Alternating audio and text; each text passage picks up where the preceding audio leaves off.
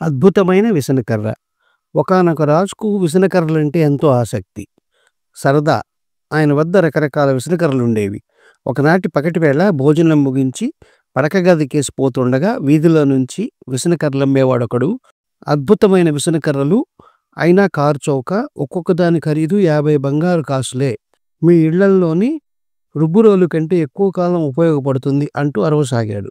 రాజు నౌకరును పంపి విసనకర్ర అమ్మేవాడిని పిలిపించి, నీ దగ్గరున్న విసనకర్రల గొప్పేమిటి? అంత ఖరీదు చెప్తున్నావెందుకు అని ప్రశ్నించాడు. అందుకు వాడు, మహారాజా, ఇంత అద్భుతమైన విసనకర్రల్ని 50 బంగారు కాసులకే అమ్ముతున్నానంటే అది చాలా తక్కువ ధర.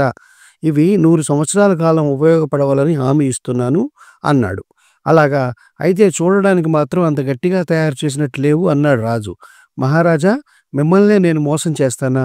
100 సంవత్సరాలు కాదు, అంతకన్నా ఎక్కువ కాలమే ఉపయోగపడగలవు అన్నాడు విసనకర్రలమ్మేవాడు. రాజు వాడికి 50 బంగారు కాసులిచ్చి విసనకర్ర తీసుకుని, సరే, ఈ అద్భుతమైన విసనకర్ర ఏపాటిదో చూస్తాను, 4 రోజుల తర్వాత నా దగ్గరకు ఒకసారి రా అన్నాడు. చిత్తం మహారాజా, దాన్ని ఎలా వాడాలో కాస్త చెప్పనివ్వండి అన్నాడు విసనకర్రలమ్మేవాడు. ఇది వింటూనే రాజు చిరుకోపంతో, విసనకర్రను ఎలా వాడాలో నాకు నేర్పుతావా? అదేమైనా బ్రహ్మ విద్య? ఇక వెళ్ళు అన్నాడు. ఆ తర్వాత రాజు కొంతసేపు విశ్రమించి ఆ కొత్త విసనకర్రతో విసురుకుని చూశాడు. దానిలో ఆయనకు ప్రత్యేకత ఏమీ కనిపించలేదు. అలా 10 రోజులు గడిచాక ఒకనాడు విసనకర్రను బిగించిన కర్రబద్ద ఊడి వచ్చింది. దాంతోపాటు కుట్టిన ఆకులన్నీ ఊడి చెల్లాచెదరుగా కింద పడినాయి. అయితే రాజు ఆశ్చర్యపడేలా 4 రోజులకల్లా విసనకర్రలు అమ్మేవాడు రాజదర్శనానికి వచ్చి రాజుకు వంగి నమస్కరించి, చిత్తం, తమ ఆజ్ఞ మేరకు తమ దర్శనానికి వచ్చాను, ఏమిటి సెలవు అన్నాడు.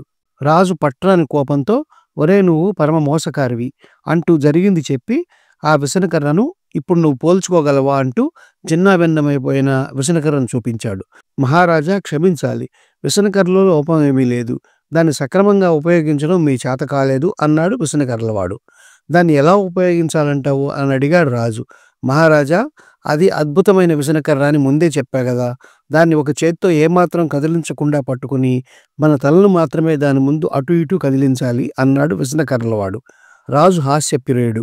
ఆయన వాడి మాటలకు పొట్ట చెక్కలయ్యేలా నవ్వి, ఆహా, విసనకర్రలను గురించిన నీ పాండిత్యం అద్భుతమైనది.